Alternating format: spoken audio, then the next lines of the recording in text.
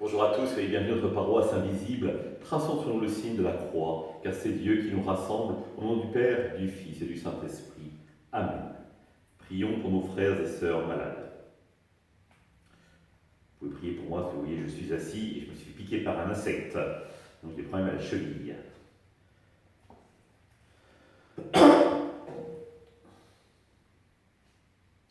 Prions pour les soignants et tous ceux qui œuvrent pour le bien commun.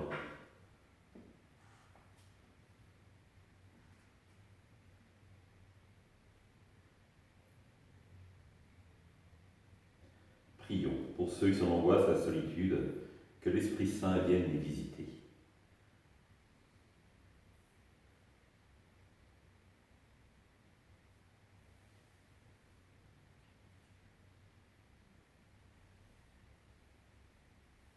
Pour manifester notre communion, je vais maintenant allumer cette bougie au cierge pascal.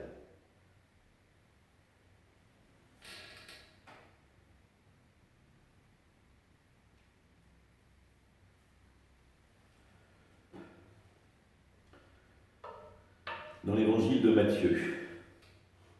Ce temps-là, Hérode, qui était au pouvoir en Galilée, a pris la renommée de Jésus et dit à ses serviteurs, celui-là, c'est Jean le Baptiste, il est ressuscité d'entre les morts, et voilà pourquoi des miracles se réalisent par lui.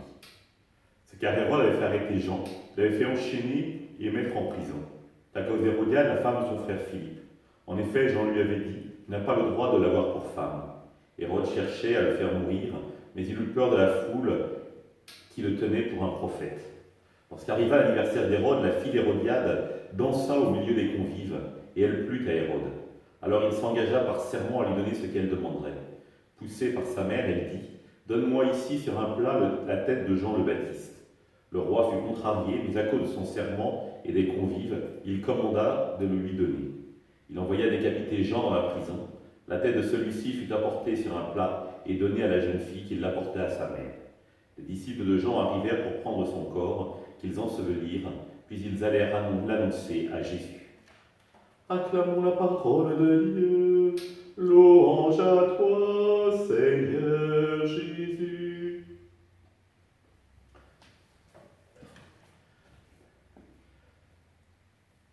Un homme qui n'hésite pas à aller chercher la vérité. Il ne dénonce pas, il ne dit pas qu'Hérode est mauvais, il dit seulement que l'acte qu'il a posé n'est pas bon, n'est pas juste. Et évidemment, ça a pour conséquence l'acrimonie de cet homme, pour ne pas dire la haine de celui-ci. Et celui-ci est puissant. Il a pouvoir de vie et de mort. Jean-Baptiste a dénoncé, il savait que les conséquences pouvaient être dramatiques, mais pour lui, la vérité devait être dite. La justice devait se déployer, quelles qu'en soient les conséquences. Et nous connaissons ces conséquences, nous avons entendu décapiter pour une danse. Cela nous invite nous-mêmes à voir comment nous agissons dans notre comportement moral et si nous sommes prêts à dénoncer. Je me rappelle, j'étais encore jeune prêtre, j'accompagnais pour la première fois une équipe Notre-Dame. Et à ce moment-là, celle qui nous recevait, j'arrive un peu en avance, donc elle fait installer dans le salon, puis tous ses amis, enfin tous les membres de l'équipe arrivent et disent « Ah bah tu as changé le salon ?» Elle me dit « Ah oui, oui, un petit ouvrier au black, pas cher, je vous le recommande vraiment. » Et là je me suis dit « Philippe, qu'est-ce que tu dis? Est-ce que tu rentres dans l'art en disant que tu trouvais ça inadmissible d'embaucher quelqu'un au black, ou est-ce que je me tue, ou est-ce que je me tais en me disant c'est la première fois, c'est pas possible de dénoncer ça, quelque chose comme ça dès la première fois. Et j'ai choisi de me taire. Je ne sais pas si j'ai fait le bon choix.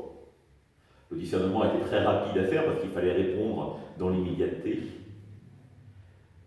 Mais je crois qu'il est important quand même d'accepter, des fois, quelles que soient les conséquences, de dénoncer l'injustice, de dénoncer ce qui est moralement pas bon.